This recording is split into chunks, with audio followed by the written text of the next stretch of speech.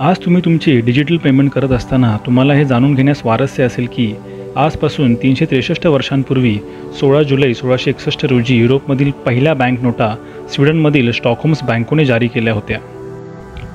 या बँकेची स्थापना 1657मध्ये जोहान पामस्टच यांनी केली.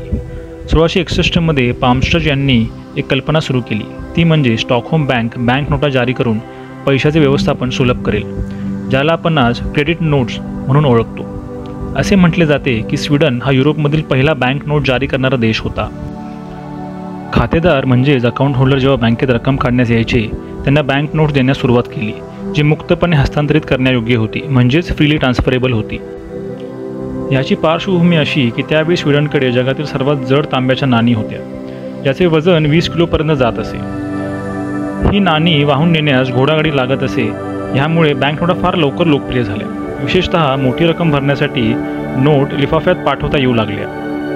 आणखी कारण असे होते की जुन्या जड नाणींमधून तांब्याचे प्रमाण कमी करण्यास सुरुवात झाली, जेणेकरून जुनी नाणी चलनातून लवकर बाद झाली, पण त्या वेगाने नवीन नाणी बनत नव्हती. याचा अर्थ असा की पैशाची कमतरता होती, जी नोटा बदलून सोडवली जाऊ शकत होती.